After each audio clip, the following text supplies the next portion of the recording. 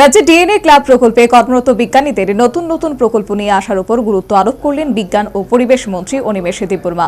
সে সাথে তিনি এও বলেন, বিজ্ঞানীরা নতুন নতুন প্রকল্প নিয়ে আসতে না পারলে সংশ্লিষ্ট গবেষণামূলক কাজের গতি ও পরিধি বাড়ানো অসম্ভব।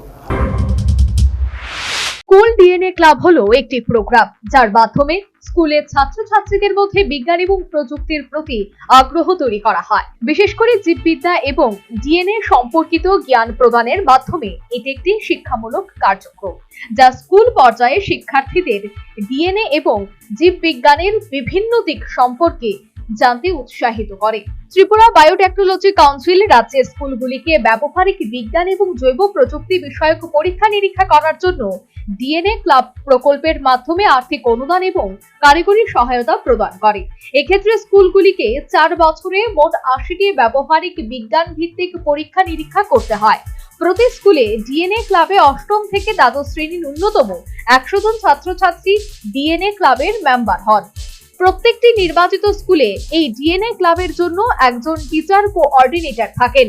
এ পর্যন্ত রাজ্যে 172টি উচ্চ মাধ্যমিক স্কুলে ডিএনএ ক্লাব রয়েছে। মঙ্গলবার বিজ্ঞান প্রযুক্তি এবং পরিবেশ দপ্তরের মন্ত্রী অনিমেষ দেববর্মার হাত ধরে নতুন 50টি ডিএনএ ক্লাবের পথ চলা শুরু হলো।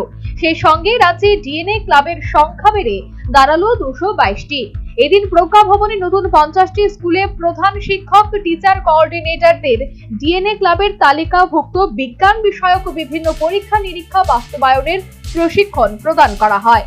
অনুষ্ঠানে উদ্বোধনী পর্বে মন্ত্রী অনিমেষ দেববর্মা ছাড়াও উপস্থিত ছিলেন দপ্তরের প্রধান সচিব চৈতন্য মূর্তি, জৈব প্রযুক্তি দপ্তরের অধিকর্তা এবং যুগ্ম অধিকর্তা। এদিন অনুষ্ঠানে বক্তব্য রাখতে গিয়ে দপ্তরের মন্ত্রী ছাত্রছাত্রীদের মধ্যে জৈব বিষয়ক চিন্তা চেতনাকে আরো সুদৃঢ় করার আহ্বান জানান এবং তিনি আশা ব্যক্ত করেন যে ভবিষ্যৎ প্রজন্মের কাছে বিজ্ঞান চেতনা এবং এর বাস্তবায়নের মাধ্যমে বিজ্ঞান ক্ষেত্রে নতুন দিশা উন্মোচিত হবে। ত্রিপুরা বায়োটেকনোলজি কাউন্সিলে এই উদ্যোগকে তিনি সাধুবাদ জানান এবং আগামী বছরগুলিতে পর্যায়ক্রমে রাজ্যের প্রত্যেকটি উচ্চ মাধ্যমিক স্কুলকে ডিএনএ ক্লাবের অন্তর্ভুক্ত করা হবে বলে তিনি আশা ব্যক্ত করেন।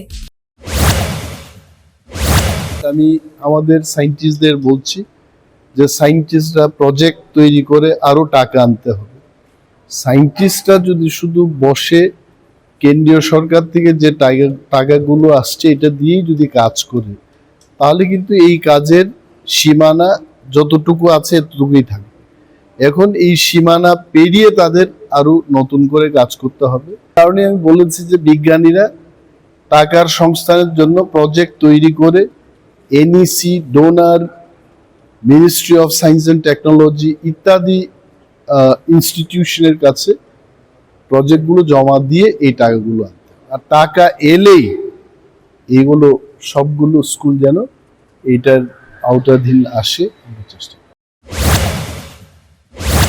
পাশাপাশি যে সমস্ত স্কুলে ইতিমধ্যেই ডিএনএ ক্লাব চলছে তার কিছু শিক্ষক শিক্ষিকারা তাদের অভিজ্ঞতা শোনাতে গিয়ে বলেন যে এই ডিএনএ ক্লাব ছাত্রছাত্রীদের মধ্যে বিজ্ঞানকে আরো নিবিড়ভাবে জানার আগ্রহ বাড়িয়েছে, যার ফলে স্কুলে উপস্থিতির হার বেড়েছে এবং ছাত্রছাত্রীদের মনে বিজ্ঞান নিয়ে পড়ার আগ্রহ বাড়িয়েছে।